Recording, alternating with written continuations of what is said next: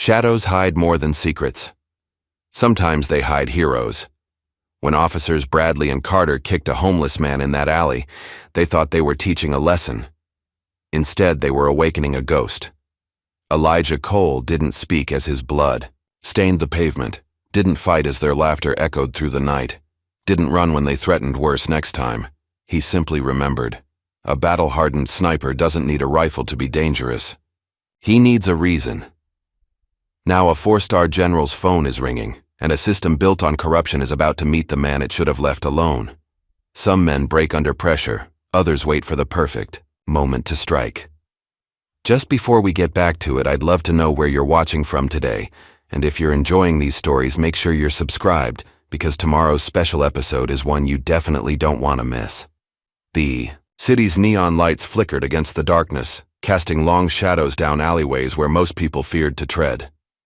Steam rose from sewer grates, mingling with the harsh winter air. In one of these forgotten corners, Elijah Cole sat by a fire burning in an old oil drum, his weathered hands outstretched toward the dancing flames.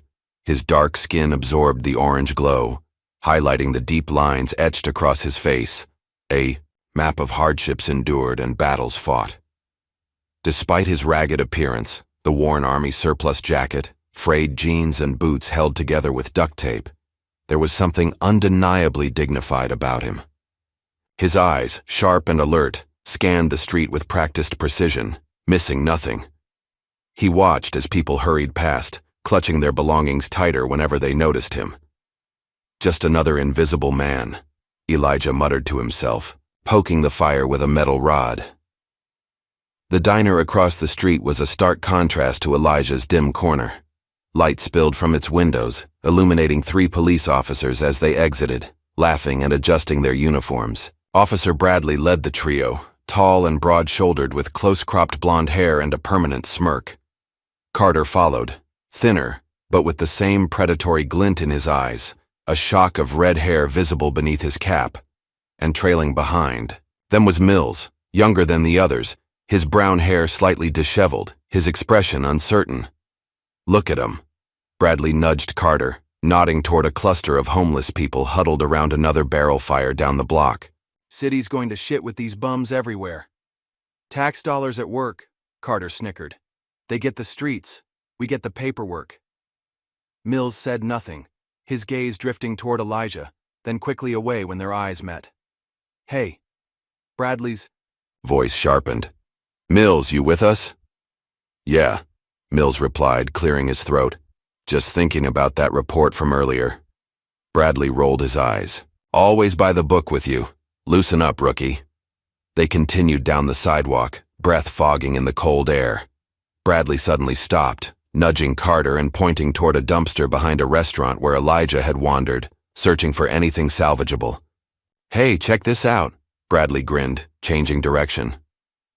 Carter followed eagerly while Mills hesitated before trailing behind. Elijah heard them approaching, but didn't look up. He'd learned long ago that acknowledging them only made things worse. "Well, well," Bradley's voice boomed. "Digging through trash again, are we?" Elijah straightened up slowly, his movements deliberate, controlled. "Just trying to find something to eat, officer." "You hear that, Carter? He's just trying to eat." Bradley stepped closer, invading Elijah's space. "You know what? I think I can help with that." Before Elijah could react, Bradley shoved him hard, sending him tumbling backward into the dumpster. Carter burst into laughter as Elijah landed among the garbage, food scraps sticking to his jacket. "Dinner is served," Carter hooted. Elijah didn't struggle or shout. He simply lay there for a moment, his eyes locked on Bradley's face, studying him with an intensity that momentarily wiped the smile from the officer's face. Mills stood frozen, his hand half raised as if to intervene. "Bradley, come on, we should get back to patrol." "Relax, Mills," Bradley said, not taking his eyes off Elijah. "Just taking out the trash." Elijah climbed out of the dumpster with surprising dignity, brushing off the garbage without a word. His calm demeanor seemed to irritate Bradley even more. "Got nothing to say?" Bradley stepped close again. "No apology for making us waste our time. "I apologize for the inconvenience, officer," Elijah said, his voice low but clear. Something in his tone, the lack of fear perhaps, made Bradley narrow his eyes. But before he could respond, the radio on his shoulder crackled with a call from "Dispatch, Saved by the Bell," Bradley muttered. "Let's go." As they walked away, Carter chuckled. That was classic, man. Mills glanced back at Elijah, his face clouded with shame.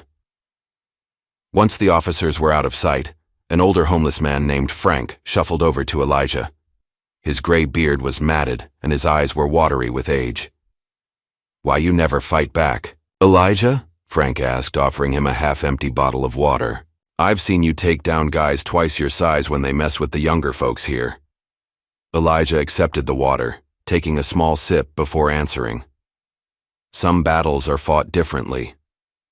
His gaze followed the direction the officers had, eye calculating, patient. "Not all wars are won with fists," Frank shook his head. "Those cops been getting worse, especially Bradley and Carter. They're gonna kill someone one day." "Yes," Elijah agreed quietly. "They just might." At the precinct, fluorescent lights buzzed overhead as Bradley and Carter recounted their encounter, embellishing for the amusement of fellow officers. "You should have seen his face when I pushed him in." Bradley laughed, miming the action, like a turtle stuck on its back.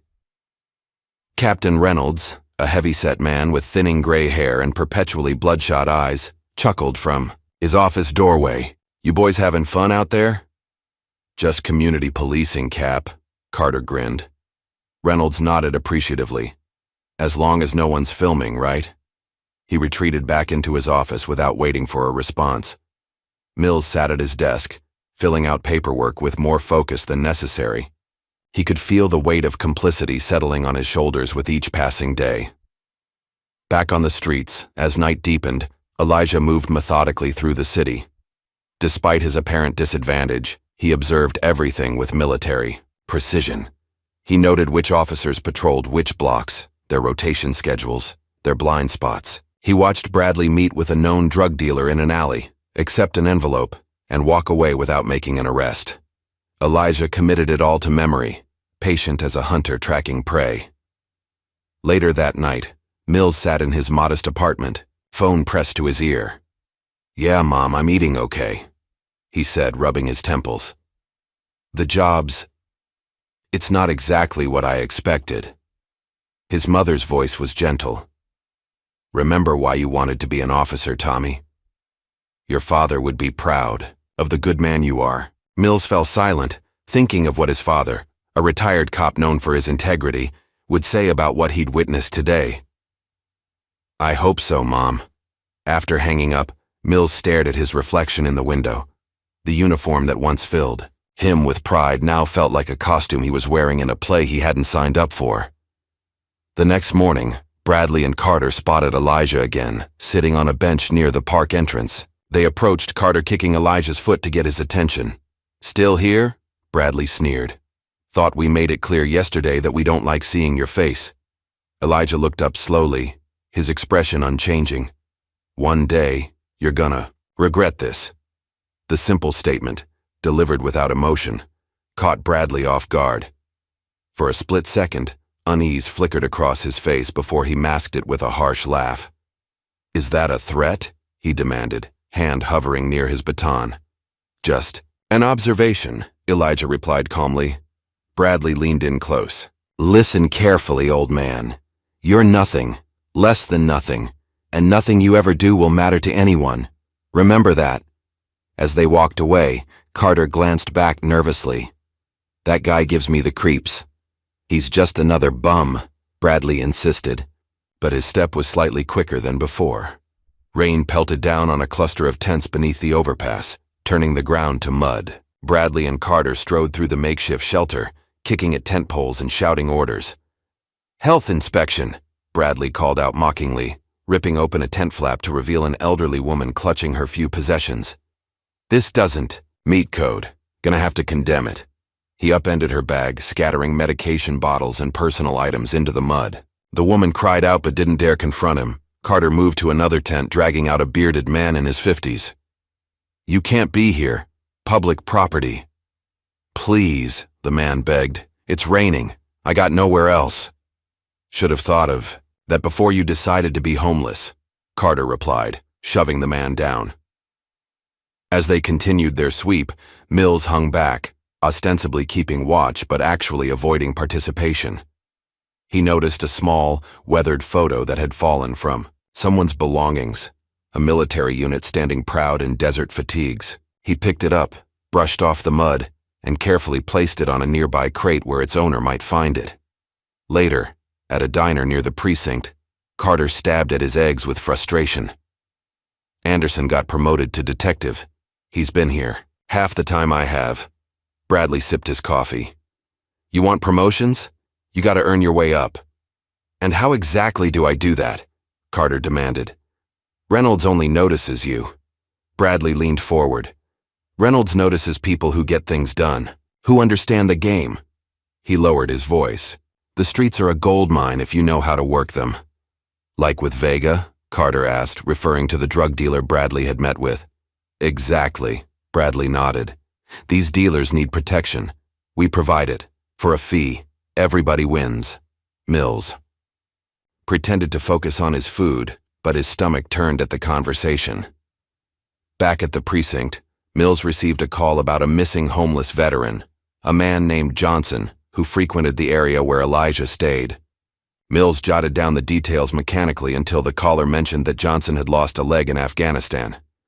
He served 2 tours, the caller, a VA social worker, explained. He has severe PTSD. We're concerned he might harm himself. I'll keep an eye out, Mills promised, feeling a pang of genuine concern. That evening, Bradley, Carter, and Mills found themselves at the Blue Line, a bar frequented by police officers. Bradley was 3 drinks in, growing louder with each one. You hear about that veteran who went missing? Mills ventured, nursing his single beer. Another one bites the dust, Bradley shrugged. Those guys are always disappearing. He lost his leg in Afghanistan, Mills pressed. Should have ducked faster, Carter laughed, earning approving chuckles from nearby officers. Bradley raised his Moy glass. Here's to the heroes who couldn't hack it back home. His voice dripped with sarcasm. Useless in war, useless in peace. Mills fell silent, disgusted but unwilling to challenge them publicly. Little did they know that just 20 feet away at the bar, Elijah sat nursing a cup of coffee he'd scraped together enough change to buy. He heard every word, his face betraying nothing as he committed their conversation to memory. What Bradley and his cronies didn't know, what nobody knew, was that Elijah Cole had once been Master Sergeant Elijah Cole, one of the most decorated snipers in Special Forces history. Man with confirmed kills in the triple digits, a ghost who could end a life from a mile away without a second thought, a man who had saved General Samuel Harrington's life during an ambush that should have killed them both. Across town, Bradley met with Councilman Wallace in an upscale restaurant's private room. Wallace, a thin man with thinning hair and expensive cufflinks, slid an envelope across the table. The development plans are moving forward, Wallace said quietly. We need that encampment cleared by next week. No media, no fuss. Bradley pocketed the envelope without counting the contents. Consider it done. Some bleeding heart at the Tribune has been asking questions about homeless displacement. Wallace continued. Make sure your methods are discreet. Always are, Bradley assured him. From the shadows of an alley across the street, Elijah watched. Bradley exit the restaurant and shake hands with Wallace. His eyes narrowed as he recognized the councilman from news coverage about a controversial development project, one that would demolish a shelter to build luxury condos. Later that night, Bradley met with Marcus, a gang leader who controlled drug distribution in the Northern District. The meeting took place in the back room of a laundromat, with Carter standing guard outside. Police are planning a raid on West Side next Thursday, Bradley informed him, leaning against a dryer. Thought you should know. Marcus nodded, sliding a thick envelope across the folding table. Appreciate the heads up. Business as usual on our end? Just keep it clean on my streets, Bradley replied. And remember our arrangement when election season comes around. Neither man noticed the shadow that passed briefly across the small window high on the wall. Elijah, perched on a dumpster, recording the conversation on a cheap phone he'd bought with panhandling money. The next day, Carter approached a homeless man named Devin, who was known to do odd jobs around the neighborhood. Carter cornered him behind a grocery store. "Got a tip you've been selling," Carter said, holding up a small bag of white powder. "That ain't mine," Devin protested, eyes widening. "I don't do that stuff, man." "Funny, because I'm about to find it in your pocket." Carter moved closer, the bag hidden in his palm. "Please," Devin begged. "I'm clean, 2 years now." Carter grabbed him roughly, slamming him against the wall. With practiced moves, he planted the drugs and then discovered them with a theatrical flourish. "Well, look what we have here," he announced loudly as a store employee stepped out for a smoke break, providing a convenient witness. "You're under arrest." As Carter cuffed Devin and led him to the patrol car, he caught Bradley watching from across the street. Bradley gave a subtle nod of approval. Mills sat at his desk that night, the precinct nearly empty. He pulled up records on Elijah Cole, expecting to find petty arrests or nothing at all. What appeared on his screen made his blood run cold. Master Sergeant Elijah Cole, Special Forces, 3 silver stars, Bronze Star with Valor, Purple Heart. A career spanning over 20 years, with most of the file redacted for national security reasons. "Jesus," Mills whispered, scrolling through the limited information available. The service photo showed a younger Elijah in dress uniform, eyes sharp and focused, bearing no resemblance to the broken man on the streets, except for those same penetrating eyes. Mills quickly closed the file when he heard footsteps approaching, but his mind raced with questions. Why was one of America's most decorated soldiers living on the streets? And why hadn't he fought back against Bradley and Carter? The next morning, news spread through the precinct about a drug dealer named Vega, who had been found beaten and robbed. His jaw was broken in 2 places and all his product and money were gone. "Professional job," the reporting officer said. "No witnesses. Victim says it was someone who moved like a ghost." Bradley's face darkened as he listened. Vega was one of his protected dealers. "Any suspects?" he demanded. "None. Security cameras in the area mysteriously malfunctioned during the time window." Bradley slammed his fist on a desk. "Find who did this." In his makeshift shelter beneath an abandoned bridge, Elijah sat cross-legged on a salvaged cushion. The space around him was surprisingly orderly. Military habits died hard.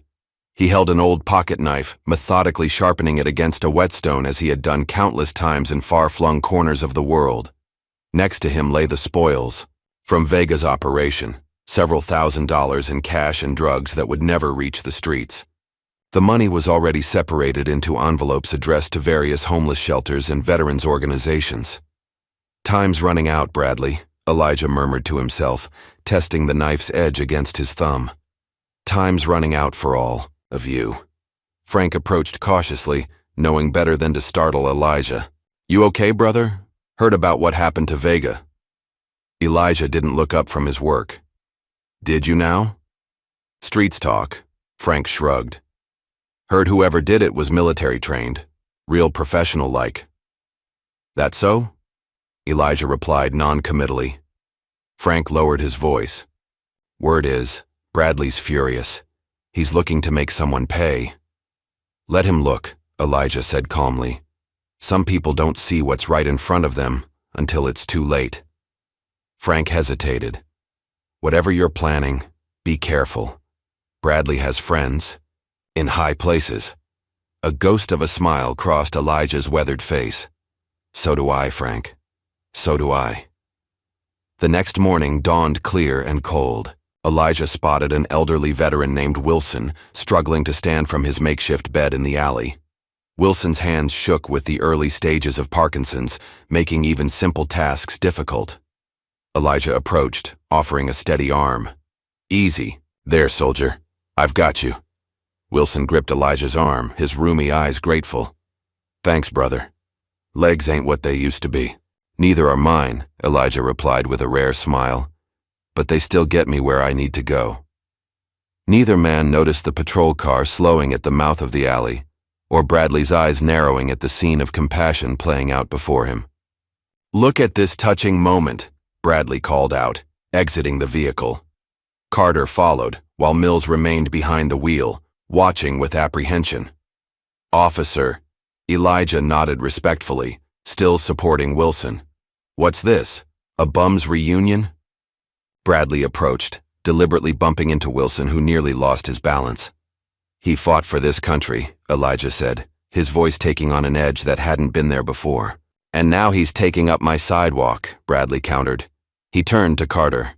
"Don't you hate when they stick together like this, acting all entitled because they wore a uniform once upon a time?" Something in Bradley's tone, the disdain, the mockery of service, made Elijah's eyes flash. For just a moment, the mask of the broken homeless man slipped, revealing the warrior beneath. Bradley caught it, that momentary transformation, and for the first time, he felt a flicker of genuine unease. But rather than back down, he doubled down. "You know what? I think it's time we taught our heroes a lesson about who really runs these streets." And as Carter moved to grab Elijah's arm, neither officer realized they had just set in motion events that would destroy everything they had built. Neither realized they had just declared war on a ghost. Evening had settled over the city, bringing with it a biting cold that cut through even the thickest clothes. Elijah had spent the afternoon helping Wilson organize the medication he'd received from a free clinic. The elderly veteran's hands shook too much to sort the pills properly, and Elijah knew what it was like to need that kind of help. "You served in Vietnam, right?" Elijah asked as he arranged the pill bottles in order of daily use. Wilson nodded, his eyes distant. "2 tours. Long time ago now." "Never seems that long ago sometimes," Elijah replied softly. "The memories stay fresh," Wilson studied him. "Afghanistan? Iraq?" "Both. And places they don't put on the news." Elijah's voice was matter-of-fact, revealing nothing more. Wilson chuckled. "One of those guys, huh? The ones that go where nobody's supposed to be?" Elijah's slight smile was answer enough. "Figured." Wilson nodded. "Can always tell. Way you move, way you watch everything." A commotion down the street caught their attention. A group of homeless people were gathering their meager belongings, moving quickly. "What's happening?" Elijah asked a young woman hurrying past. "Bradley and Carter are on a tear tonight," she explained, clutching a backpack to her chest. "Already trashed 3 camps. They're headed this way." Wilson struggled to stand, panic clear on his lined face. "My stuff, I'll help you," Elijah assured him, gathering Wilson's belongings into a small duffel bag. He helped the older man to his feet just as a patrol car rounded the corner, headlights illuminating the alley. The car stopped, and Bradley emerged, his face flushed with irritation. Or alcohol, possibly both. Carter got out from the passenger side, already wielding his baton. "Well, look who it is," Bradley called out. "The old-timer and his bodyguard." Elijah positioned himself slightly in front of Wilson. "We're just leaving, officer." Bradley approached, his swagger more pronounced than usual. "Leaving? That sounds like you think you have a choice." He turned to Carter. "You see how these bums stick together? Like they've got some kind of code?" Carter chuckled, slapping his baton against his. "Common brotherhood of the streets." Bradley's eyes narrowed as he watched Elijah supporting Wilson.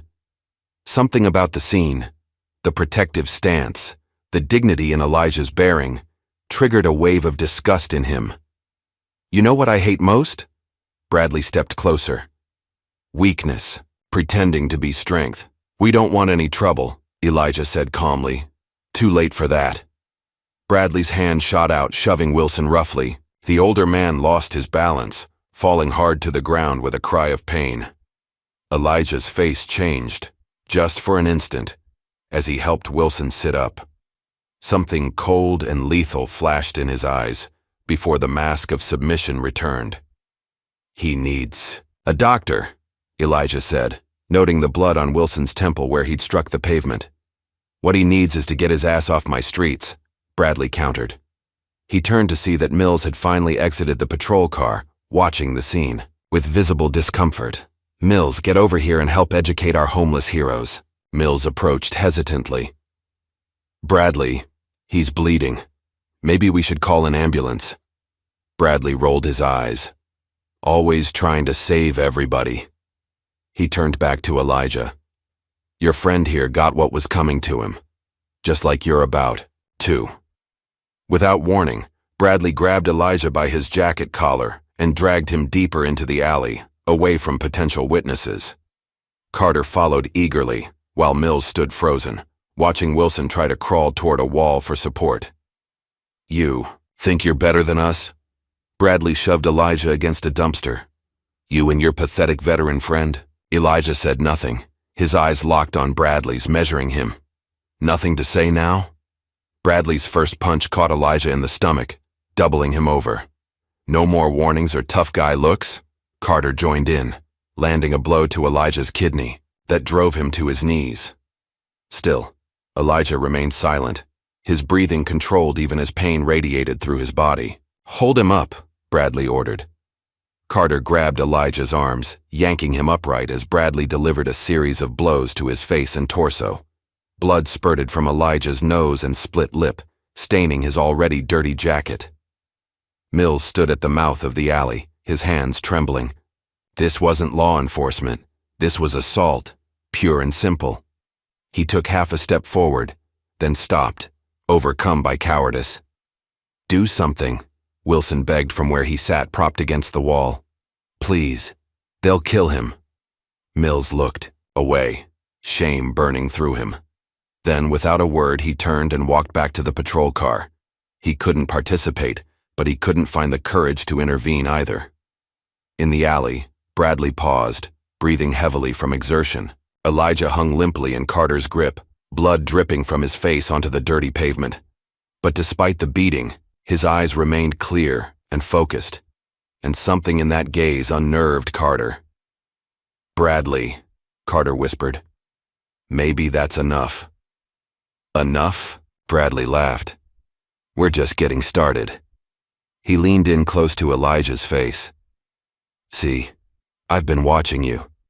You think you're so smart, observing everything, playing the quiet victim.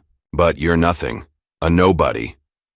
He delivered another punch, this one splitting Elijah's eyebrow. Yet even through the blood and pain, Elijah's expression remained unchanged, watchful, calculating, waiting. Finish it, Bradley told Carter. Show me you've got what it takes. Carter hesitated, disturbed by Elijah's unwavering gaze. He's had enough. Do it, Bradley insisted.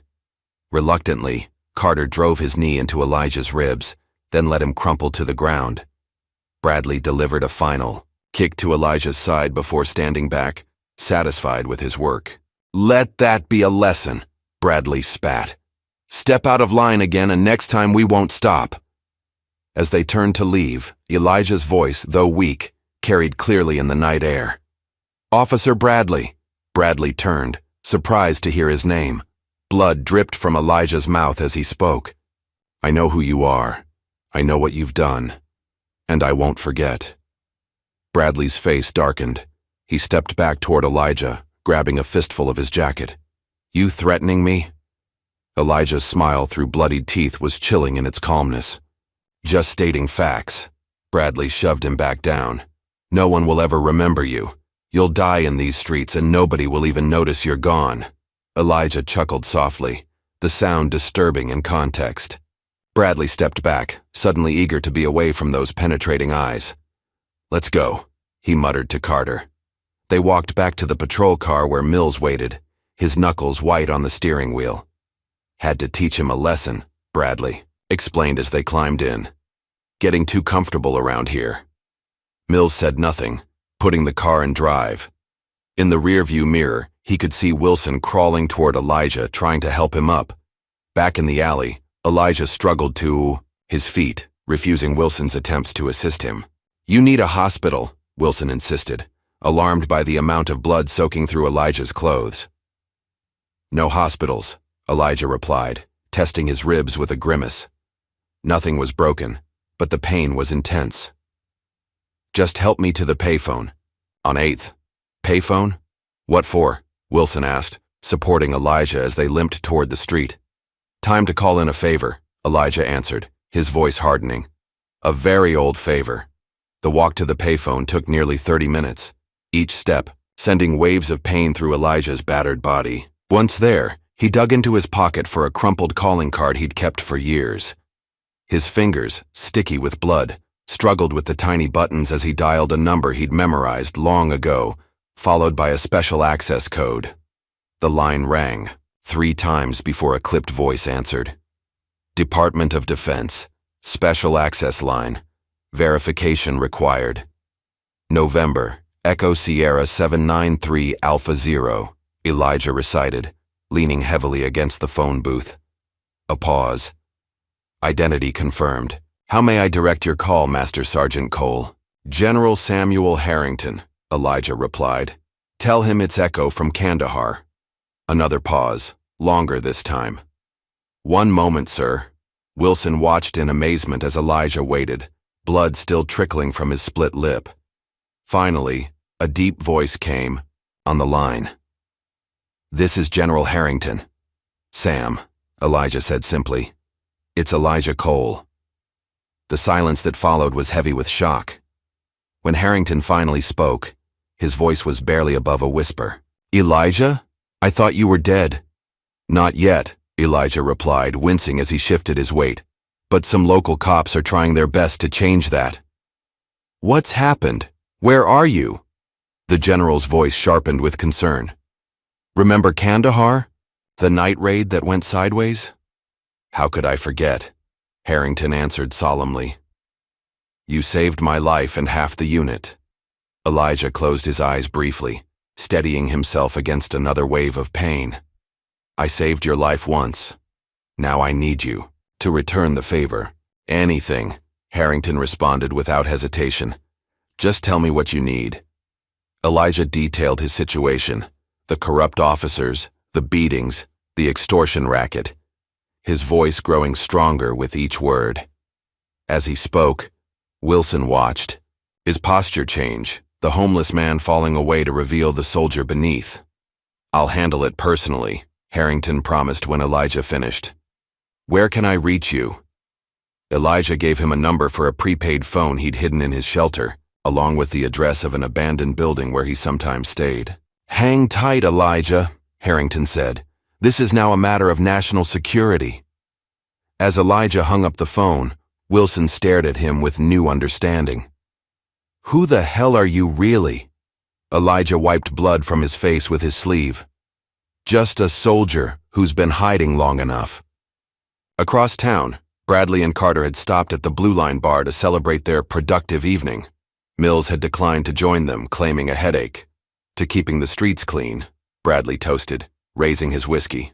Carter clinked glasses, but his enthusiasm seemed forced. That homeless guy, the way he looked at us.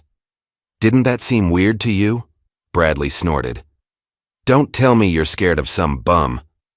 Not scared, Carter insisted. Just something about him. You're overthinking it. Bradley dismissed him with a wave. By tomorrow, he'll be licking his wounds in some other part of town. Probably won't see him again. Neither officer had any idea that across the city, General Samuel Harrington was already on a secure line to the Pentagon, setting in motion a chain of events that would shatter their world forever. I need a full operational team, Harrington was saying. Top clearance only, and get me everything you can on the Metro Police Department, especially officers named Bradley and Carter. Harrington's aide responded immediately. Yes, sir. How should I classify this operation? The general's voice was steel. Fallen Eagle recovery. Priority Alpha. 3 days after the beating, FBI Special Agent Diana Walker strode into the Metro Police Department. Her dark suit was impeccably tailored, her badge prominently displayed on her hip. Behind her followed Agent Michaels, tall and silent with observant eyes that missed nothing. Officers glanced up from their desks, conversations quieting as the agents approached the front desk. I need to speak with Captain Reynolds, Walker stated, her tone making it clear this wasn't a request. The desk sergeant hesitated. May I ask what this is regarding? Federal investigation, she replied simply. I won't ask again. Minutes later, Walker and Michaels were seated in Reynolds' office, the captain visibly uncomfortable as he offered them coffee. They declined. "What can I help the FBI with today?" Reynolds asked, forcing a jovial tone. "We're conducting an investigation into complaints of civil rights violations in your precinct," Walker explained, opening a folder, "specifically targeting of homeless individuals and veterans." Reynolds laughed nervously. "Must be some mistake. My officers follow proper procedure." "That's what we're here to determine." Michaels spoke for the first time, his voice revealing nothing. As the interview continued, officers gathered in small groups, whispering. "FBI?" Carter murmured to Bradley when he arrived for his shift. "What's happening?" Bradley shrugged, projecting confidence he didn't entirely feel. "Probably that shooting across town last week. Nothing to do with us." Carter wasn't convinced. "They've been talking to Reynolds for over an hour." "Relax." Bradley clapped him on the shoulder. "This is our house. We're untouchable here." Mills watched the exchange from his desk, a knot forming in his stomach. Something was happening, something connected to Elijah Cole, he was certain of it. In Washington, D.C., General Harrington sat in a secure conference room within the Pentagon, surrounded by intelligence officers and legal advisors. On the screen, before them was a detailed profile of Officer James Bradley. "Multiple complaints of excessive force, all dismissed," an analyst was saying. "Financial records show deposits inconsistent with his salary. Phone records indicate regular contact with known drug dealers, and this man..." A photo appeared on screen. "Councilman Wallace, currently under separate investigation for corruption." Harrington nodded grimly. "And Officer Carter?" "Similar pattern, though he appears to be Bradley's subordinate rather than an equal partner. Officer Thomas Mills is newer to the force, fewer complaints, but present during multiple incidents." "What about Cole's military record?" Harrington asked. A different officer stepped forward.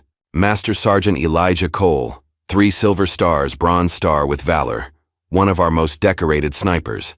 After his discharge, he struggled with PTSD but refused treatment. Dropped off the grid about 3 years ago." Harrington studied the service photo of Elijah. "I want Colonel Davis on the ground today. Full surveillance package. I want to know every move Bradley and Carter make." "Sir," one of the legal advisors interjected, "this is unusual protocol for a civilian complaint." Harrington's eyes hardened. "This isn't just a complaint. This is about one of our most decorated operators being systematically abused by corrupt cops. And I owe him my life." Back at the precinct, Walker and Michaels finally emerged from Reynolds' office.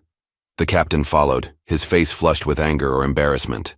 "We'll need access to your duty rosters and patrol records for the past 6 months," Walker informed him. "And we'll be interviewing your officers individually." Reynolds forced a tight smile. "Of course, whatever you need." As the agents left, Reynolds gestured Bradley into his office, slamming the door behind them. "What the hell did you do?" Reynolds hissed. "The FBI doesn't show up for routine complaints." Bradley maintained his composure. "I haven't done anything you haven't signed." "Off on, Captain." Reynolds jabbed a finger into Bradley's chest. "Fix this. Whatever it is, make it go away." "It's probably about that homeless guy," Bradley suggested. "The one who's been causing trouble." "Then find him and shut him up," Reynolds snapped. "Legally," he added as an afterthought. Later that day, a tall, distinguished man in civilian clothes arrived at the temporary apartment Elijah was using, courtesy of General Harrington. The man knocked once, then identified himself. "Colonel Davis, Army Intelligence, the General sent me." Elijah opened the door, his face still bruised but healing. He assessed Davis with a professional's eye before stepping aside to let him enter. The apartment was Spartan, a single bed, a table with 2 chairs, and a duffel bag of clothes. The only personal touch was a small framed photo of a military unit, standing before a helicopter in desert terrain. "Master Sergeant," Davis greeted him, with respect. "It's an honor. Your reputation precedes you." Elijah gestured to the table. "What's the situation?" Davis laid out several folders. "We've established surveillance on Officers Bradley and Carter, Captain Reynolds as well. The FBI has opened an official investigation, but they don't know about our involvement yet." Elijah nodded. And the general? Arriving tomorrow, Davis confirmed. He's personally overseeing this operation. A ghost of a smile crossed Elijah's face. Sam always did like to handle things himself. There's something else, Davis added, opening another folder. Bradley has connections, beyond just local drug dealers. We've traced financial transactions to Councilman Wallace and this man. He slid across a photo of a well-dressed man leaving a restaurant. Richard Keller, real estate developer. They're planning to demolish the Eastern District homeless encampments. For a new development project, Elijah studied the photo. The same area where veterans like Wilson live? Precisely, Davis confirmed. This goes beyond harassment. It's systematic displacement for profit. Elijah's expression darkened. How do you want to proceed? The general wants to build an airtight case, Davis explained. FBI handles the legal end. We provide intelligence support. But first, we need to establish your credibility as a witness. Which means I need to come in from the cold, Elijah concluded. Davis nodded. We have a full medical team standing by at Fort Belvoir. The general wants you checked out, your injuries documented. Then we'll proceed with formal statements. Elijah stood. Decision made. Let's move. As Davis and Elijah prepared to leave, neither noticed the patrol car slowly cruising past the apartment building, Carter behind the wheel, eyes scanning the street with growing paranoia. Mills spent his evening off doing something he knew could end his career, searching through confidential police records for any complaints involving Elijah Cole or other homeless veterans. What he found sickened him. Dozens of reports, all dismissed without investigation, many involving Bradley and Carter. His phone rang, startling him. The number was blocked. Officer Mills, he answered cautiously. Look out your window, a male voice instructed. Mills moved to his apartment window. On the street below, a man in a dark suit stood beside a black sedan. Who is this? Mills demanded. Someone who knows you're struggling with your conscience, the voice replied. Someone who can help you do the right thing. What do you want? To give you a choice. Come down now and we talk. Stay up there, and when this all comes crashing down, and it will, you go down with Bradley and Carter. Mills stared at the man below, heart racing. I'll be right down. 5 minutes later, Mills sat in the sedan across from Agent Michaels. Officer Mills, we know you were present during the assault on Elijah Cole, Michaels stated without preamble. We also know you didn't participate. Mills swallowed hard. How do you know about that? Michaels slid a phone across the seat. When you're ready to do the right thing, make the call. One chance, Mills. That's all you get. After Michaels dropped him back at his apartment, Mills sat with the burner phone in his hand for hours, weighing his options, his loyalty to the badge against his sense of right and wrong. Bradley, meanwhile, was enjoying an evening with fellow officers who shared his approach to policing. They gathered in a private room at the Blue Line, drinking and laughing about their community outreach. To keeping the streets clean, Bradley toasted, unaware that every word was being recorded by devices placed by Colonel Davis's team hours earlier. Speaking of, one officer leaned in, heard FBI sniffing around. Anything to worry about? Bradley waved dismissively. Nothing I can't handle. I've got Reynolds in my pocket and friends upstairs. This will blow over. As Bradley bragged, a convoy of black SUVs with government plates was pulling into a private airfield outside the city. General Samuel Harrington, dressed in civilian clothes but carrying himself with unmistakable military bearing, descended from the lead vehicle. Colonel Davis greeted him. Everything's in place, sir. And Cole? At the medical facility now.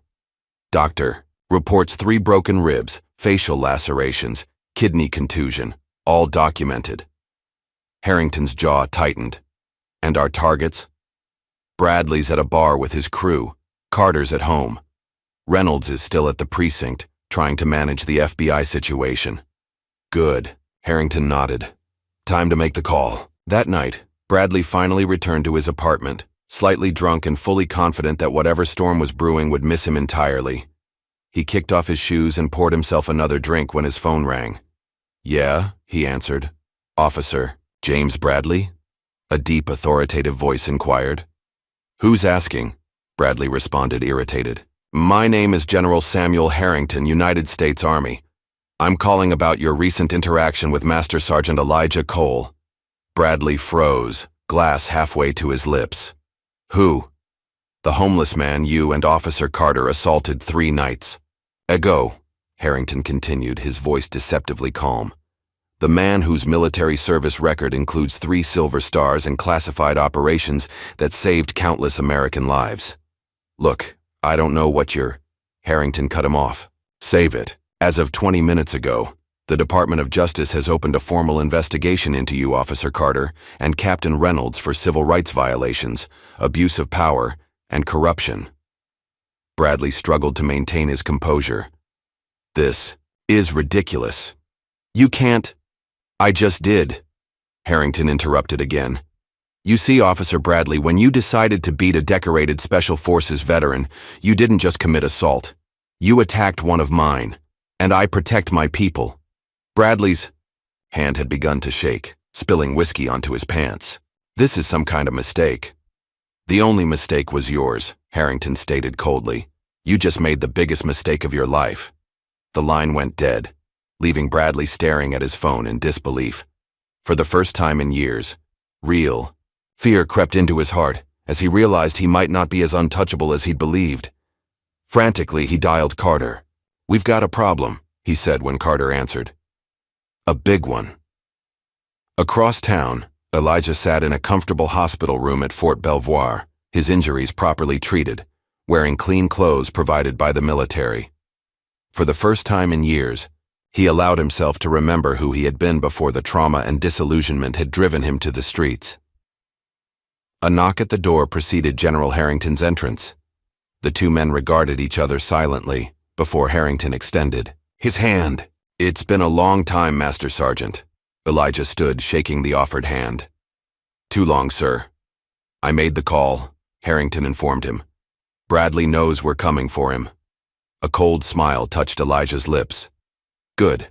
I want him to feel what it's like to know something's coming and be powerless to stop it." "This will end his career at minimum," Harrington assured him. "Possibly with jail time." Elijah nodded. "And the others? The homeless veterans he's terrorized?" "We're already setting up resources through the VA," Harrington replied. "Housing, medical care, legal assistance. No one gets left behind." Elijah studied his old commander. Why go to all this trouble for one homeless vet? Harrington's expression softened slightly. "Because in Kandahar, when that RPG hit our position, and I was pinned down, you came back for me. Carried me 2 miles through enemy territory with a bullet in your own leg." "Just doing my job," Elijah said quietly. "No." Harrington shook his head. "It was beyond duty. And I never forgot." Dawn broke over the city as Bradley paced his apartment, repeatedly calling Reynolds with no answer. Carter had arrived an hour earlier, equally panicked. "This can't be happening," Carter muttered, peering through the blinds at the street below. "There's a car parked across the street. Been there all night." "Reynolds needs to fix this," Bradley insisted. "That's his job. And if he can't?" Carter challenged. Before Bradley could respond, his phone buzzed with a text message from Reynolds. "FBI at the precinct again. DOJ officials with them. Don't come in." Bradley threw his phone across the room. "Son of a bitch is cutting us loose." "What do we do?" Carter asked, his usual bravado completely evaporated. Bradley grabbed his jacket. "We find that homeless bastard and make him understand what happens to people who cross me." "Are you insane?" Carter stared in disbelief. "That'll just make it worse." "It can't get worse," Bradley snarled. "He started this. He can end it, one way or another." As they argued, Mills sat in a federal building downtown, giving his statement. To FBI agents and DOJ prosecutors, the burner phone lay on the table before him, his decision made. "Officer Bradley has been running protection rackets for at least 3 years, Mills explained, his voice steady despite his shaking hands. "Drug dealers, prostitution, gambling, they all pay him. Captain Reynolds gets a cut to look the other way." Agent Walker nodded encouragingly. "And the harassment of homeless individuals?" Mills swallowed hard. "Systematic, especially veterans. Bradley has a particular hatred for them, calls them broken toys. And the assault on Elijah Cole? Mills closed his eyes briefly. I was there. I didn't stop it. That's on me, and I'll accept whatever consequences come with that. But Bradley and Carter, they nearly killed him, and they enjoyed it.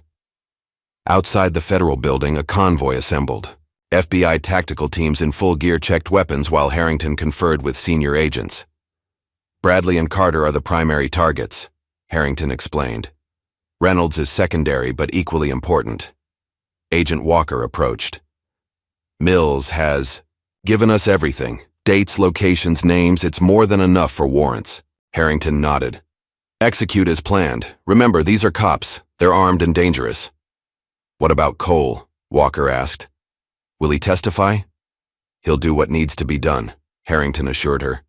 He always has. As Harrington replied, his phone rang. The caller ID showed Colonel Davis. Sir, Davis's voice was urgent. Bradley and Carter just left Bradley's apartment, armed.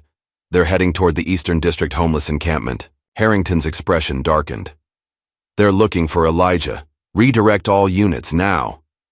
The convoy roared to life, sirens wailing as they raced through morning traffic. Harrington made another call. To Elijah. Bradley's coming for you, he warned. Stay put.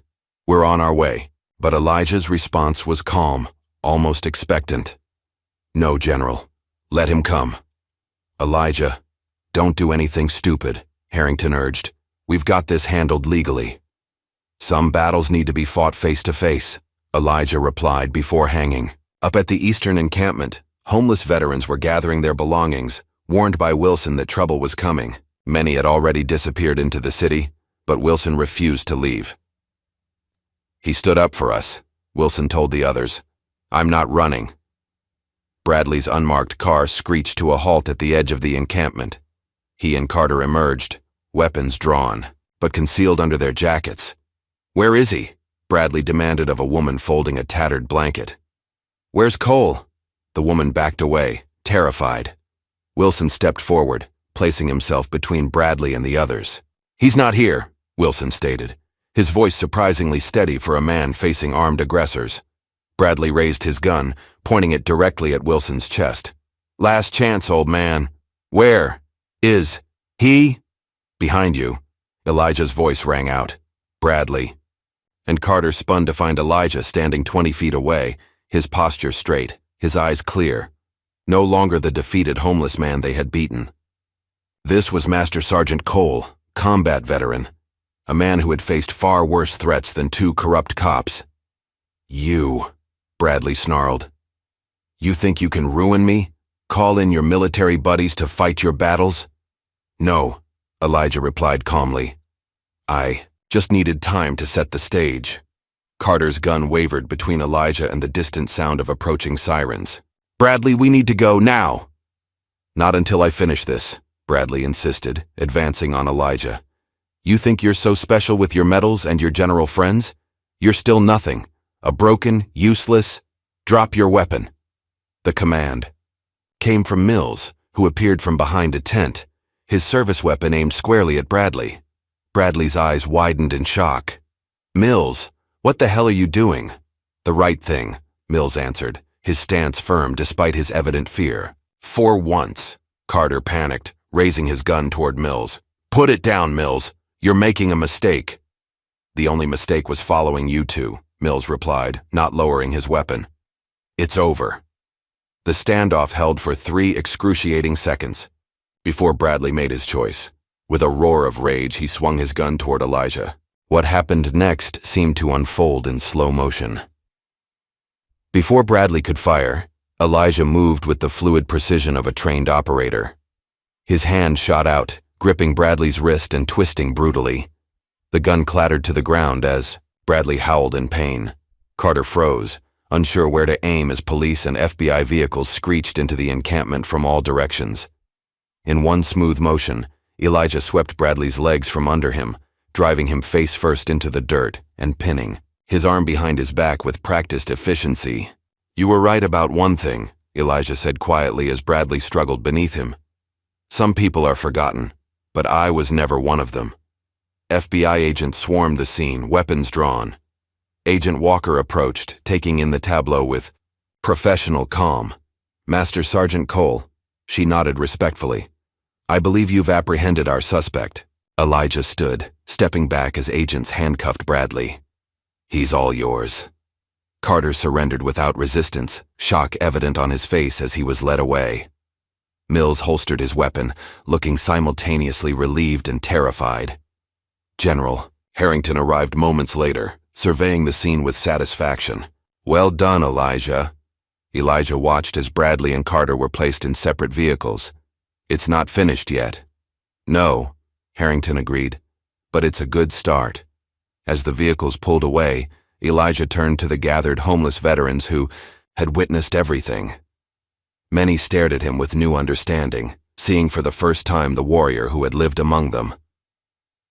Wilson approached, extending his hand. "Thank you, soldier." Elijah clasped the offered hand firmly. "No man left behind.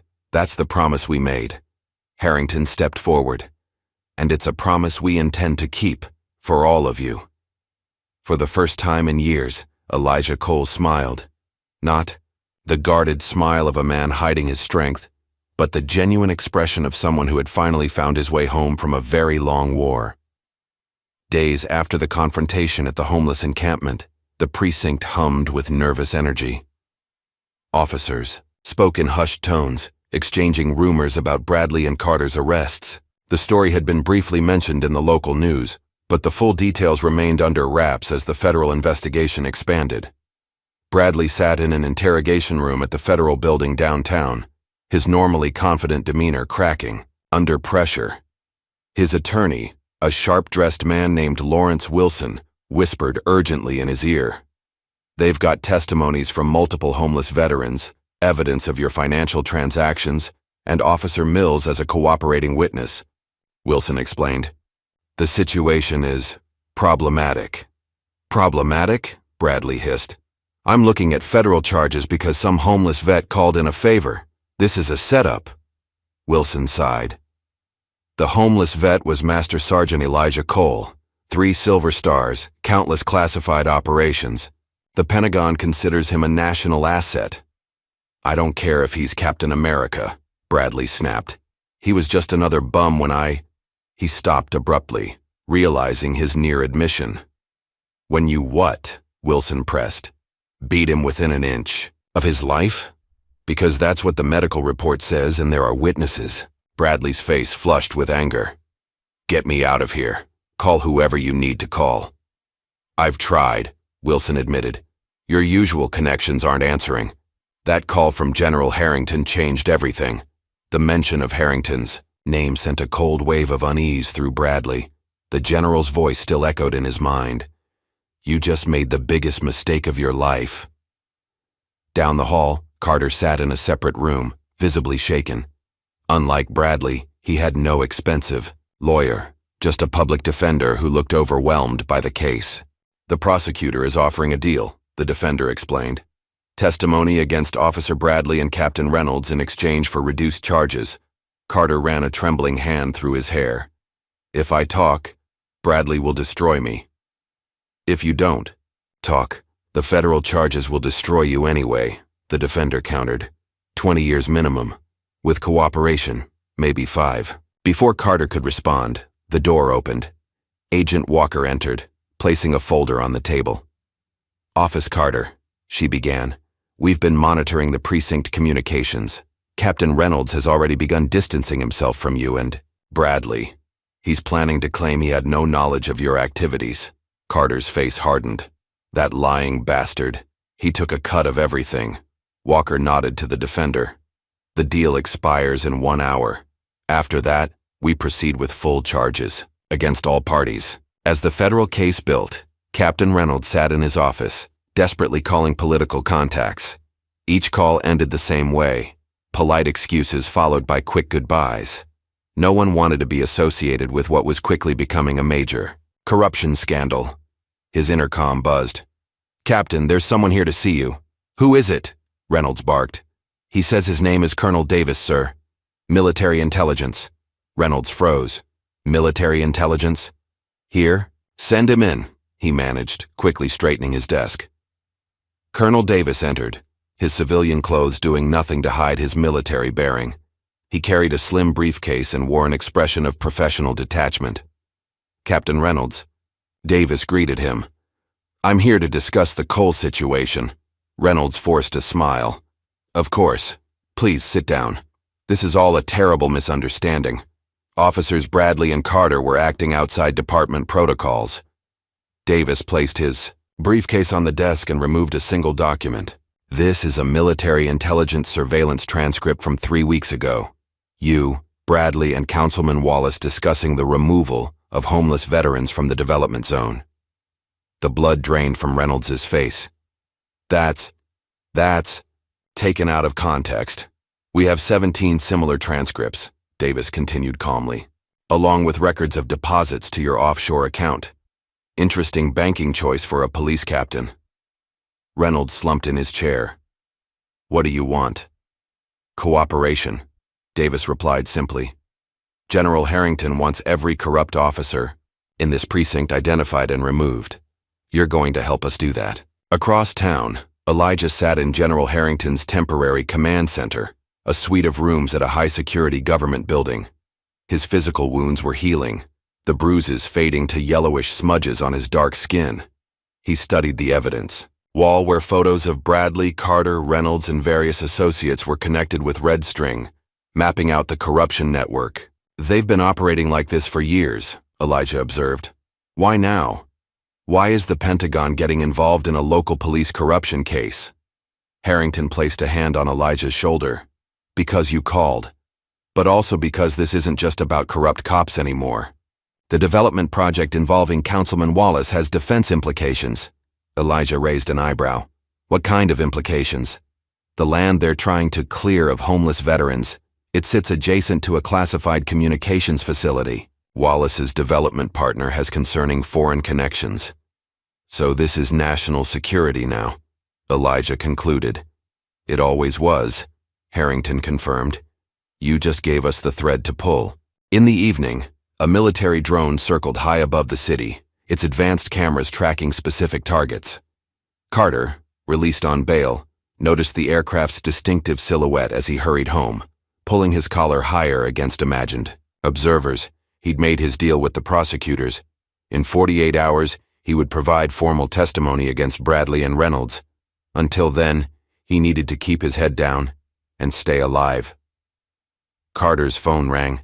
He answered without checking. The caller ID. You turned on me. Bradley's voice was ice cold. Carter stopped walking, his heart pounding. Bradley, I didn't have a choice. They have everything. We always have choices, Bradley interrupted. And you made the wrong one. Look, man, we're both screwed here, Carter pleaded. The feds know everything, the protection rackets, the development deal with Wallace, everything. Bradley's laugh was hollow. So what's your play? Rat me out and walk away? I'm looking at 20 years, Bradley. What would you do? I wouldn't betray my partner, Bradley replied, his voice dropping to a dangerous whisper. Sleep tight, Carter, and watch the skies. They're watching you. The line went dead, leaving Carter standing on the sidewalk, staring fearfully at the drone still visible against the darkening sky. Miles away, in a nondescript hotel room, Bradley pocketed his burner phone. Despite being out on bail, he'd chosen not to return to his apartment. The terms of his release prohibited contact with Carter or Reynolds, but Bradley had never been one to follow rules. His regular phone chimed with a news alert. Bradley opened it to find his own face staring back at him, a department photo alongside a headline. Metro police officers charged in federal corruption probe. Damn it, he muttered, throwing the phone onto the bed. His house of cards was collapsing. His police career was over, that much was certain, but Bradley had always been a survivor. He still had one card to play, one way to regain control of the situation. Elijah Cole had started this, and Elijah Cole would end it. Bradley retrieved a duffel bag from the closet, checking its contents. A non-service weapon, ammunition, and $50,000 in cash, his emergency escape fund. He had contacts across the border, people who could make him disappear if necessary. But first he had unfinished business. At the command center, Mills shifted uncomfortably in his chair as he identified fellow officers in surveillance photos. "These 6 are directly involved in Bradley's operation," he explained to Agent Walker and Colonel Davis. "They run protection for different neighborhoods. Johnson handles prostitution, Turner takes care of gambling, and so on." "And Reynolds knew about all of it?" Walker asked. Mills nodded. "He didn't just know. He coordinated. Bradley might have been the enforcer, but Reynolds made the connections with Wallace and the other city officials." Walker made notes. "What about the attacks on homeless veterans? Was that part of the operation?" "That was personal for Bradley," Mills admitted, shame evident in his voice. "He hated them, said they were failed soldiers who didn't deserve respect." Davis's expression darkened. "Any idea why he targeted them specifically?" Mills hesitated. "I always thought maybe it had something to do with his father. Bradley once mentioned his dad was military, died in some operation, said he died for nothing. I think he was taking that anger out on every veteran he encountered." "Colonel." Davis exchanged a significant look with Walker. "Check Bradley's family history," he instructed an aide. "Find out about his father's military service." The aide returned less than an hour later, placing a file before Davis.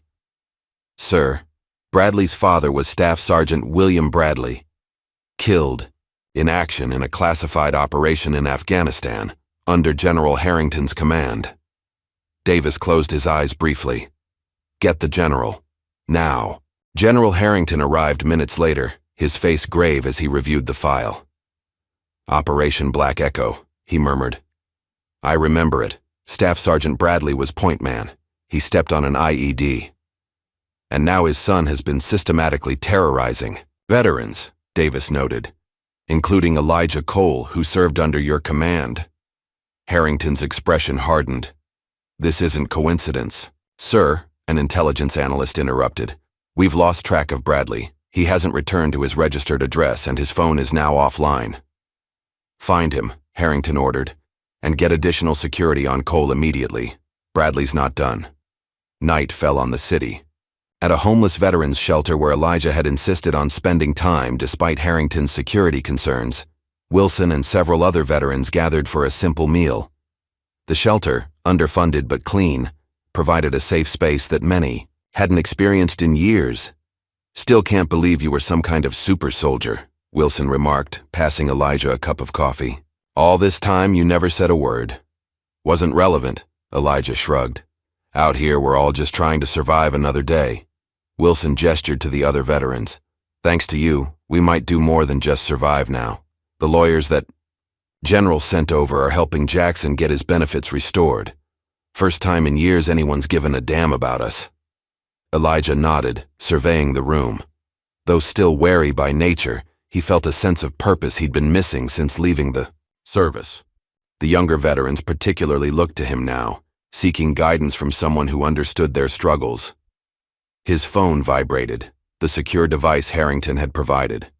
A text from Colonel Davis. "Bradley's missing. Stay where you are. Security team en route." Elijah's combat instincts flared to life. He scanned the room, noting exits and potential cover. Something felt wrong. "Wilson," he said quietly, "get everyone to the back rooms. Now." Wilson recognized the tone, the commanding voice that had been hiding beneath Elijah's calm demeanor. Without question, he began guiding the other veterans away from the main area. Elijah moved to the front window, staying to the side as he peered into the darkness. The street appeared empty, but the hairs on the back of his neck stood up. The familiar sensation that had saved his life countless times in combat. Bradley was watching. Elijah was certain of it. Rather than wait for the security team, Elijah made a quick decision. He slipped out the side door of the shelter, moving silently into the shadows. If Bradley wanted him, better to draw him away from the others. He wasn't disappointed. Less than a block away, Elijah spotted a figure in a parked car, the outline of a man hunched over the steering wheel. Even at a distance, he recognized Bradley's distinctive silhouette. Elijah moved carefully, using the urban terrain, as he'd once used the mountains of Afghanistan. Bradley was dangerous, but Elijah had spent decades hunting more dangerous men. Bradley, fixated on watching the shelter's front entrance, didn't notice Elijah's approach until the barrel of his own stolen service weapon pressed against the back of his head. "Looking for me?" Elijah's voice was quiet but carried an undeniable threat. Bradley froze.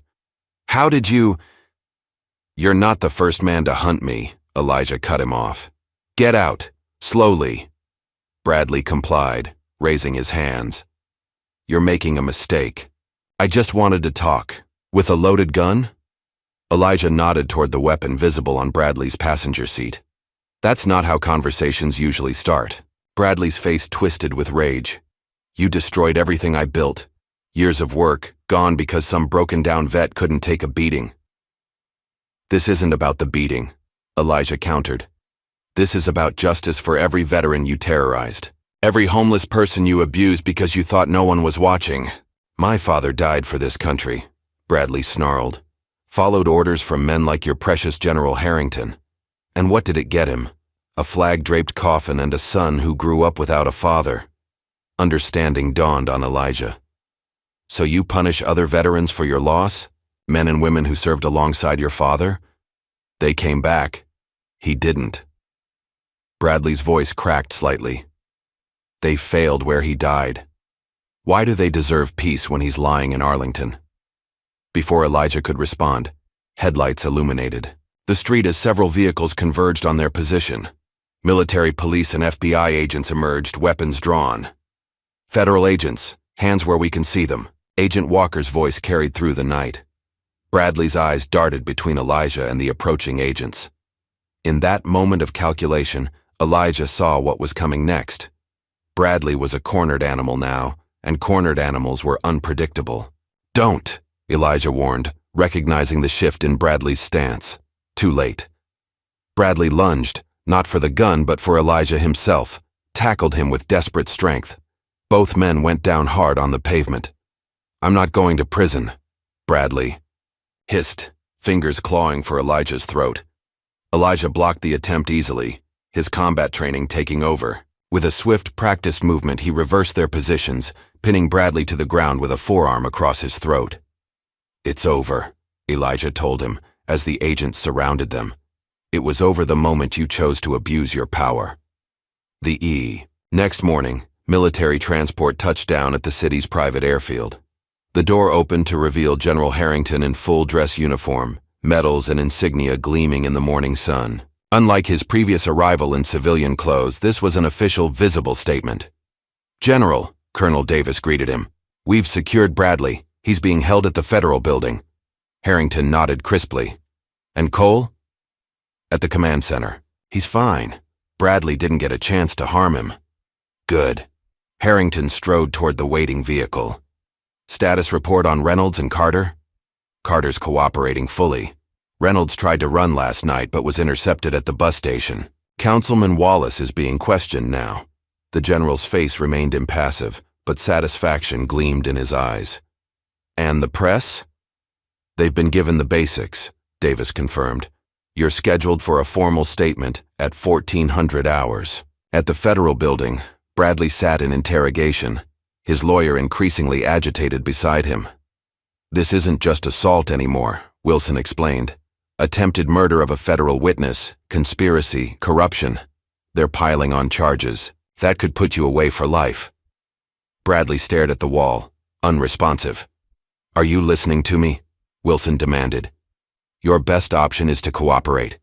Tell them everything about Reynolds, Wallace, all of it."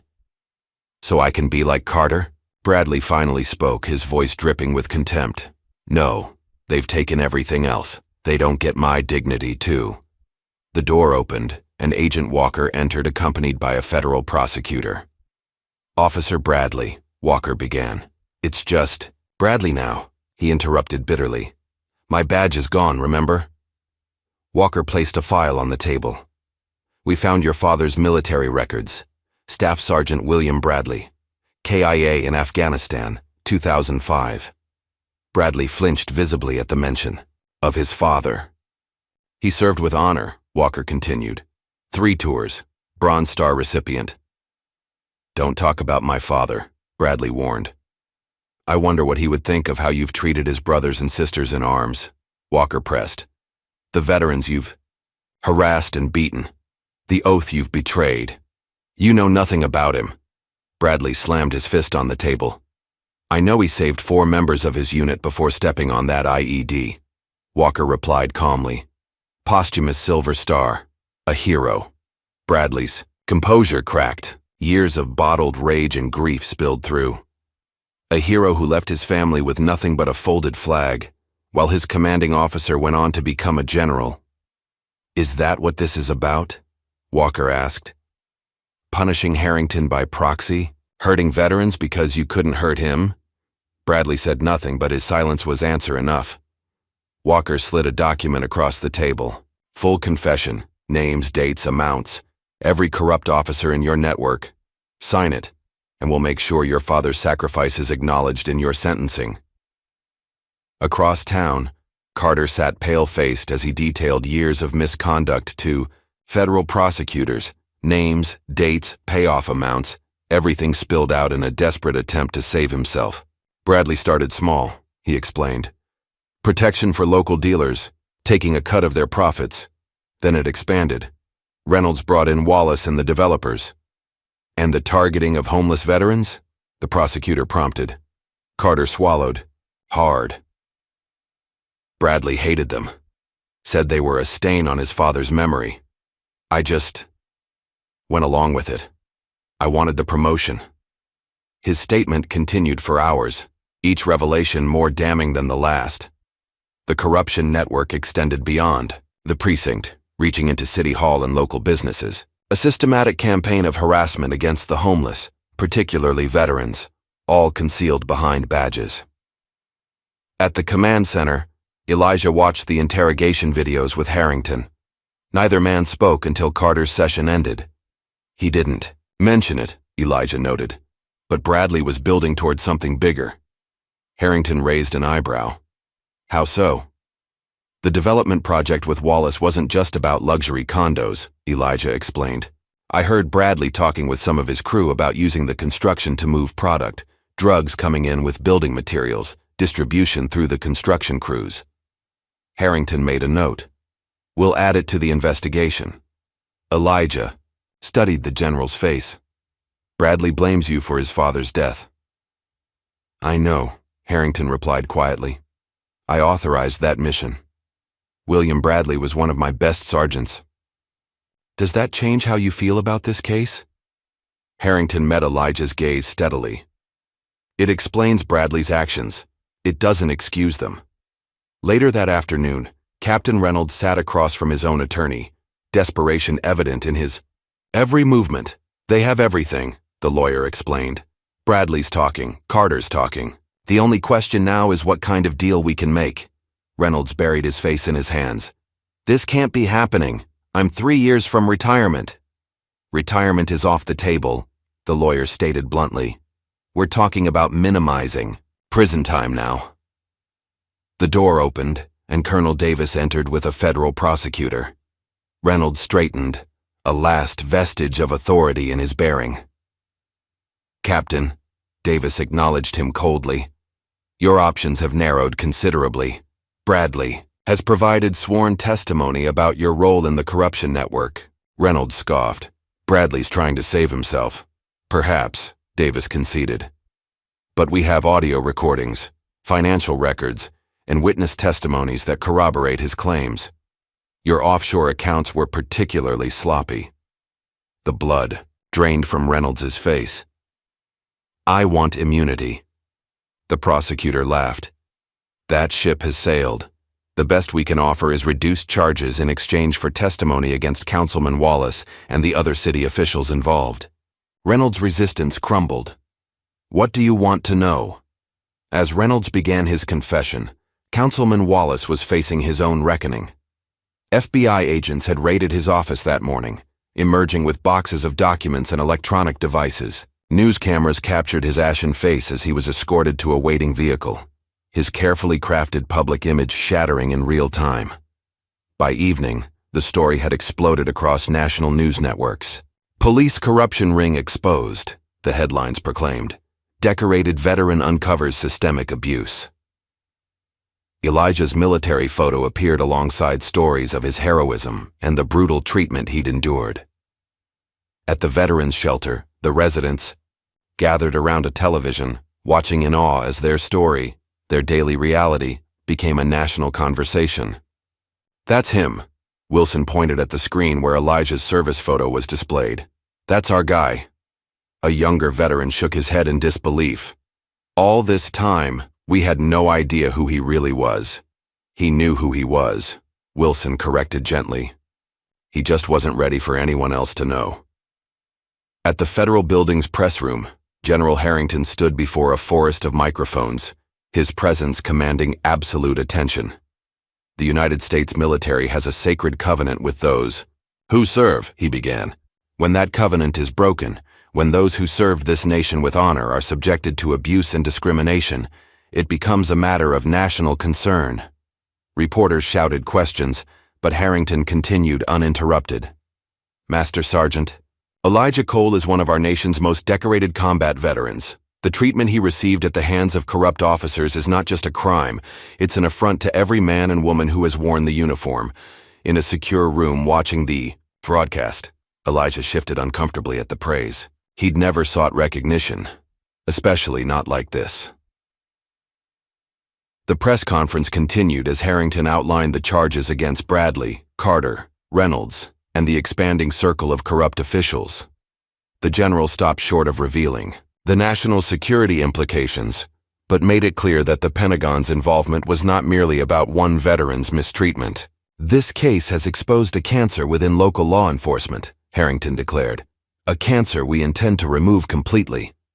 As the general concluded his remarks, a reporter called out, "Will Master Sergeant Cole be making a statement?" Harrington's BO response was protective. "Sergeant Cole has served this nation enough. He deserves privacy and respect, something he was denied on our streets." That evening, Bradley sat alone in his cell, the gravity of his situation finally sinking in. His father's legacy, which he'd claimed to protect, had been tarnished by his own actions. The irony wasn't lost on him. A guard approached. "You have a visitor." Bradley looked up in surprise. His lawyer had left hours ago, and he had no family in the area. "Who is it?" The guard didn't answer, simply opening the door to the visitation room. Bradley entered cautiously. Seated at the metal table was General Harrington, still in his dress uniform. "Sit down, Bradley." Harrington gestured to the chair across from him. Bradley remained standing. "I have nothing to say to you." "Then listen," Harrington replied evenly. "I knew your father. He was a good soldier, one of the best. He died saving his men, including me." Bradley's jaw tightened. "And you got to come home a hero while he came home in a box." "Yes," Harrington acknowledged, surprising Bradley with his candor. "Not a day passes that I don't think about the men and women who didn't come home. Your father among them." "Spare me the memorial speech," Bradley spat. Harrington's expression hardened. "I'm not here to ease your conscience, Bradley. I'm here because your father would be ashamed of what you've become. You dishonored his sacrifice by abusing the very people he died protecting." The words struck Bradley like physical blows. His carefully constructed justifications began to crumble. "The judge will consider your father's service in sentencing," Harrington continued. "But make no mistake, you will pay for what you've done to Elijah Cole and every other veteran you terrorized." Bradley slumped into the chair, the weight of his actions finally crushing his defiance. "What happens now?" "Justice," Harrington stated simply, rising to leave. "Something you should have been delivering instead of obstructing." As Harrington exited, Bradley called after him. "Does Cole know about my father?" Harrington paused. "He knows. And unlike you, he understood that your father's sacrifice deserved honor, not vengeance." The general's words hung in the air long after he departed, leaving Bradley alone with the truth he'd been running from for years. Outside the federal building, Elijah waited by a government vehicle. When Harrington emerged, their eyes met in silent communication. "It's done," Harrington confirmed. "Bradley's fighting is over." Elijah nodded. "And the others?" The dominoes are falling, Harrington assured him. Reynolds, Carter, Wallace, they're all cooperating now. The whole network will be dismantled. For the first time since his return from combat, Elijah felt a weight lifting from his shoulders. Not just the burden of his recent battles, but the heavier load he'd carried home from war, the survivor's guilt, the isolation, the loss of purpose. What now, Elijah? Harrington asked quietly. You've completed this mission. Where do you go from here? Elijah gazed at the city skyline, considering the question. I'm not sure yet, but I'm done hiding. Harrington clasped his shoulder. Whatever. You decide. You're not alone anymore. That's a promise. As night fell over the city, Elijah returned to the veterans' shelter. The men and women there greeted him differently now, not with the deference due to his newly revealed military status, but with the respect earned by someone who had fought for them when no one else would. Wilson approached, offering his hand. Welcome home, soldier. And for the first time in years, Elijah felt that maybe, just maybe, he truly was home. 3 weeks after Bradley's arrest, the national media remained fixated on the unfolding corruption scandal. Morning talk shows, evening, news programs, and online publications competed for the latest developments, each revelation more shocking than the last. The investigation has expanded to include 13 officers, 4 city officials, and multiple business owners, a news anchor reported as footage played of officers being escorted from the precinct in handcuffs. In what authorities are calling one of the most extensive police corruption cases in recent history. Elijah watched the coverage from the modest apartment General Harrington had arranged for him. He'd initially resisted the offer, preferring the independence of his homeless existence, but practical considerations had won out. The media attention made returning to the streets impossible, and winter was approaching. A knock at the door announced Wilson's arrival. The older veteran had become a regular visitor, acting as a liaison between Elijah and the homeless community. You're famous now, Wilson commented, nodding toward the television. Elijah shook his head. Not the kind of attention I ever wanted. Maybe not, Wilson agreed, but it's getting results. The city approved emergency funding for the veterans' shelter yesterday. Beds for everyone this winter. Elijah allowed himself a small smile. That's something, at least. More than something, Wilson corrected. For guys who've been sleeping under bridges for years, it's life-changing. The two men fell silent as the news coverage shifted to a segment about Elijah himself. His military photo appeared alongside footage of the homeless encampment where he'd lived. Master Sergeant Elijah Cole, the reporter began, recipient of 3 silver stars, the Bronze Star with Valor, and multiple Purple Hearts, had been living on the streets for nearly 3 years before the events that exposed corruption within the Metro Police Department. Footage played of protesters gathering outside City Hall, many carrying signs with Elijah's service photo and slogans like, "Honor our veterans," and "No hero should be homeless." Turn it off, Elijah requested quietly. Wilson complied, understanding Elijah's discomfort with the spotlight. People need heroes, Elijah, especially now. I'm not a hero, Elijah insisted. I was just trying to survive, like everyone else out there. Maybe, Wilson acknowledged. But you did what none of us could. You made them see us. Really see us. Before Elijah could respond, his phone rang. The caller ID showed Agent Walker. The trial dates are set, she informed him. Bradley and Reynolds. Next month. Carter's testifying as part of his plea deal. Will I need to testify? Elijah asked, dreading the prospect of public scrutiny. Most likely, Walker confirmed. Your testimony is central to the case, but we'll work with you to make it as manageable as possible. After ending the call, Elijah stared out the window at the city skyline. The prospect of reliving his experiences in a crowded courtroom filled him with unease. Years of operating in the shadows had left him ill-equipped for public attention. You'll get through it, Wilson assured him, reading his expression. One more mission, soldier. Elijah nodded. One more mission. Across town, Mills sat in a sparsely furnished office at Internal Affairs. His new assignment, assisting the department-wide cleanup, had come with both relief and burden. Relief at escaping criminal charges, burden in facing the colleagues he was now investigating. His supervisor, Lieutenant Sandra Hayes, entered with a stack of files. "2 more officers from the 5th Precinct," she said, placing them on his desk. "Both connected to Bradley's protection racket." Mills sighed. "How deep does this go?" "Deep enough that we'll be busy for months," Hayes replied. "But you're doing the right thing, Mills. Finally." The acknowledgement carried a sting of guilt. Mills thought of all the times he'd stayed silent, all the abuses he'd witnessed without intervention. "I should have spoken up sooner," he admitted. "Before Elijah got hurt." Hayes studied him. "Yes, you should have, but you're speaking now, and that counts for something." She paused. "The Veteran Outreach Program is looking for police liaisons. Someone to rebuild trust with the homeless community. I recommended you." Mills blinked in surprise. "Me? After everything that happened?" "Because of everything that happened," Hayes corrected. "You've seen both sides. That makes you valuable." The possibility of redemption, of making amends, resonated with Mills in a way his police work never had before. "I'd like that," he said quietly. The courthouse was packed on the first day of Bradley's trial. Journalists filled the gallery, spectators lined up around the block, and protesters from both sides gathered on the courthouse steps.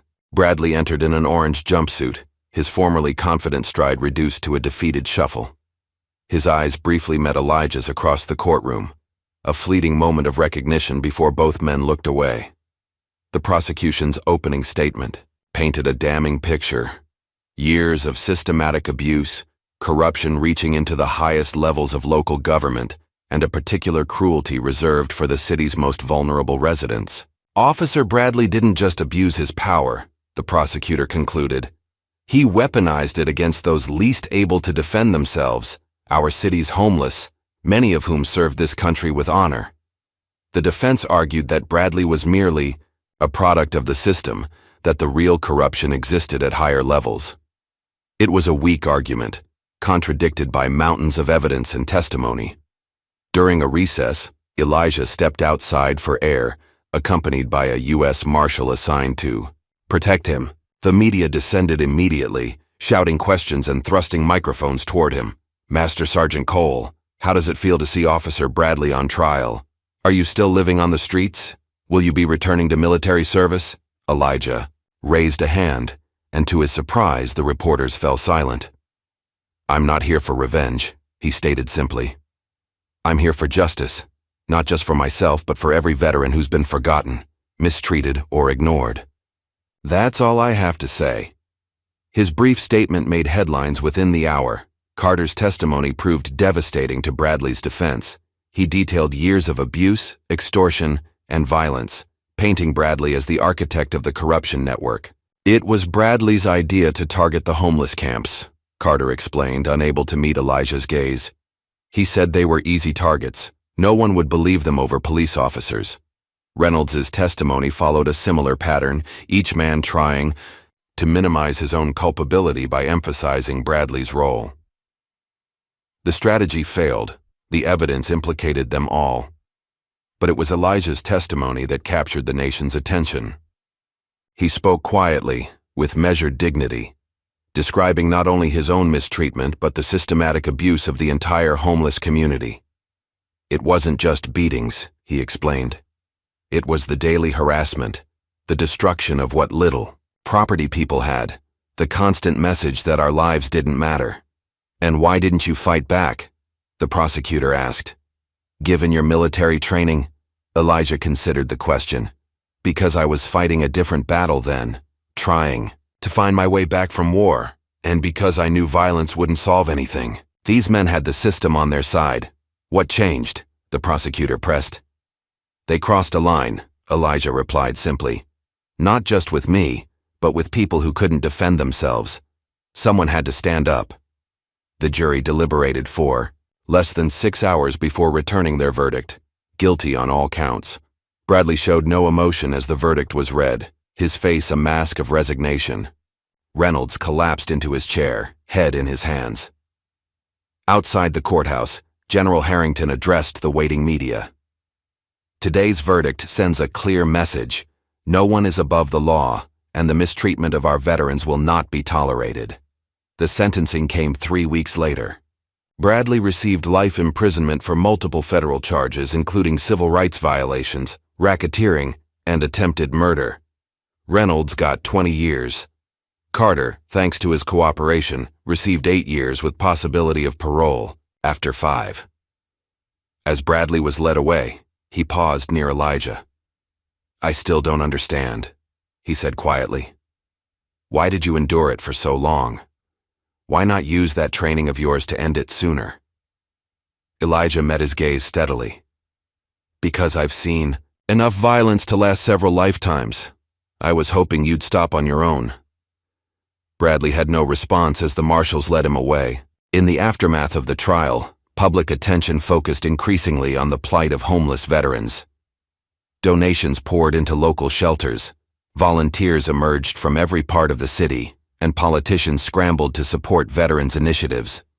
A newly renovated shelter, funded partly by assets seized from Bradley and his associates, a plaque was placed at the entrance. It bore no grand statements, just a simple dedication. "To those who served, then struggled, you are not forgotten." The shelter became a model for a new approach to veteran homelessness, offering not just beds, but comprehensive services, mental health support, job training, and legal assistance for benefits claims. Elijah, despite his reluctance to be a public figure, found himself at the center of the movement. Veterans from across the country reached out to him, sharing similar stories of struggle and mistreatment. "I never wanted to be the face of this," he confided to Harrington during one of their regular meetings. "I just wanted the abuse to stop." "Sometimes, we don't choose our missions," Harrington reminded him. "Sometimes they choose us." The general had one more surprise for Elijah, an official offer of military reinstatement, with full rank and benefits. "The Secretary of Defense signed off personally," Harrington explained, sliding the paperwork across the table. "You could be back in uniform by next month if you want." Elijah stared at the documents, feeling the weight of the decision. For years, the military had been his identity, his purpose. Its structure had given meaning to his life in ways civilian existence never had. "I need time to think about it," he said finally. Harrington nodded, understanding. "Take all the time you need. The offer stands." 6 months after the trials concluded, the city had changed in ways both visible and subtle. The corrupt police administration had been replaced, with emphasis on community engagement and accountability. The Eastern District, once slated for luxury development, had instead become the site of a veterans' housing project. Mills, now working as liaison between the police department and homeless services, had found unexpected purpose in his new role. The same veterans who had once feared his uniform now sought him out for assistance. "Officer Mills," Wilson greeted him at the shelter entrance. "Back again?" Mills nodded. "Brought the paperwork for Jackson's VA appeal, and some news about the housing vouchers. Good news, I hope." Wilson led him inside. "The best. City Council approved full funding, 30 more units available next month." Wilson smiled. "Never thought I'd see the day when a cop was fighting for us instead of against us." Mills accepted the observation with humility. "I'm just trying to balance the scales a little." The shelter's main room buzzed with activity. Veterans of varying ages gathered around tables, some completing benefit applications, others attending a job skills workshop. The transformation from the desperate place Elijah had found 6 months ago was remarkable. A small ceremony was taking place in one corner, the placement of a simple bronze plaque honoring veterans lost to homelessness and neglect. The mayor, seeking positive press after the scandal, had arranged the commemoration. Mills scanned the room. "Is Elijah here today?" Wilson shook his head. "He's meeting with the general. Something important," he said. Across town, in a private room at Fort Mason, Elijah sat across from General Harrington. Between them lay the reinstatement papers, still unsigned. "You've had time to consider," Harrington noted. "What's your decision?" Elijah met his gaze steadily. "I'm declining the offer, sir." Though Harrington had suspected as much, disappointment still flickered across his features. "May I ask why?" "I've found a different mission," Elijah explained. Here, with the veterans who fell through the cracks, the ones still fighting their way back. Harrington nodded slowly. I understand, and I respect your choice. He paused. What will you do? The VA offered me a position, Elijah revealed. Outreach coordinator for homeless veterans, using my experience on both sides of the equation. Perfect fit, Harrington acknowledged. Though the military will miss your skills. Some battles can't be fought with guns and tactics, Elijah replied, echoing his words from months ago. This one requires a different approach. Their meeting concluded with mutual respect. As they parted, Harrington turned back. You know, when I found you in that alley after the ambush in Kandahar, I never thought I'd be thanking you for saving me twice. Elijah raised an eyebrow. Twice? Once from enemy fire, Harrington explained, and once from complacency. I'd forgotten what it means to leave no one behind. Later that evening, Elijah visited the prison where Bradley was serving his sentence. The meeting had been arranged at Bradley's request, surprising both Elijah and the authorities. They sat, across from each other in the visitation room, the fluorescent lights casting harsh shadows on Bradley's already gaunt face. Prison had aged him rapidly. I didn't think you'd come, Bradley began. Neither did I, Elijah admitted. An uncomfortable silence stretched between them until Bradley finally spoke again. I've had a lot of time to think. About my father, about what I did. Elijah waited, offering neither forgiveness nor condemnation. I told myself I was honoring him, Bradley continued, by punishing those who came back when he didn't. But that's not what he would have wanted. He met Elijah's gaze directly. I know that now. What do you want from me, Bradley? Elijah asked bluntly. Nothing. Bradley shook his head.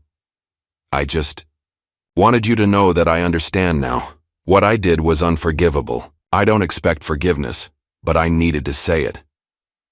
Elijah studied him, searching for deception and finding none. Your father was a hero who saved lives, including Harrington's.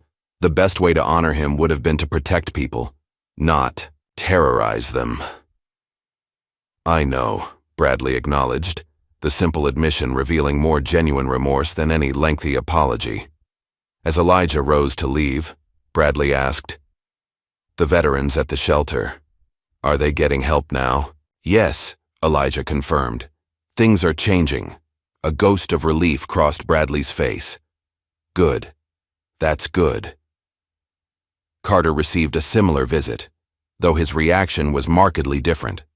Where Bradley had found a measure of clarity in prison, Carter remained focused on his own suffering. 8 years, he complained bitterly, while Reynolds got 20. How is that fair?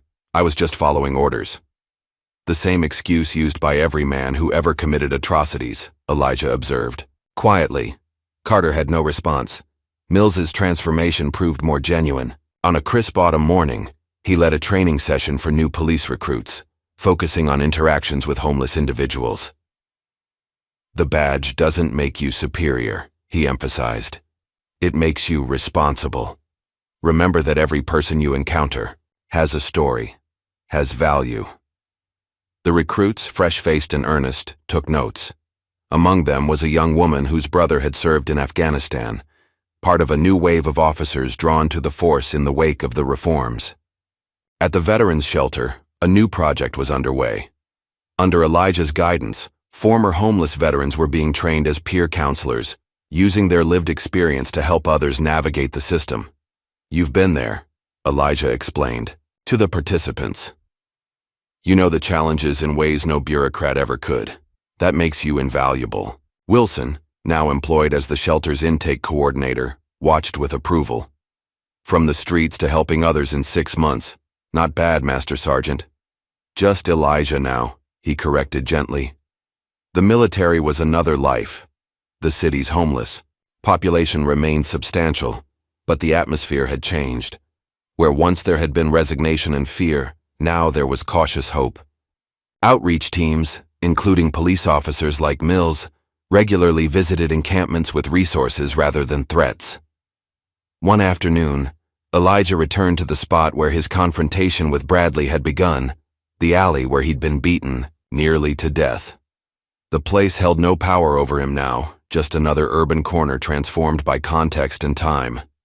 As he stood there, Harrington's car pulled up beside him. "Last place I expected to find you," the general remarked, joining him. "Just making peace with ghosts," Elijah explained. Harrington nodded in understanding. "I'm leaving tomorrow. New assignment overseas." "The world keeps turning," Elijah observed. "It does," Harrington agreed. "But some things change for the better." He gestured to a group of veterans being helped into a van marked with the VA logo. "You did that. Not with a rifle this time, but with courage nonetheless." They walked together toward a small park where several homeless veterans sat on benches, talking with outreach workers. One man extended his hand to Elijah in greeting, and others nodded in recognition. "You found your way home," Harrington noted. "In a manner of speaking," Elijah acknowledged. "Just not the way I expected."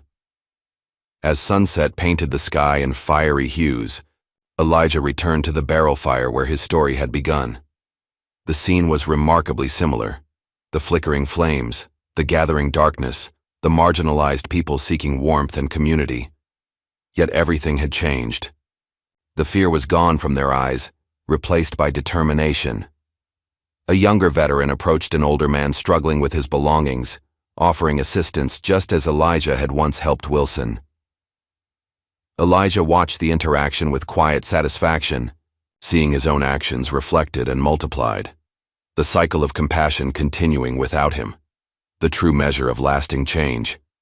As darkness fell completely, a news van drove slowly past the gathering. The reporter inside glanced out, perhaps hoping for a glimpse of the now famous Elijah Cole. But Elijah stepped back into the shadows, letting the story unfold without him. Some battles were fought in the spotlight, with guns and glory.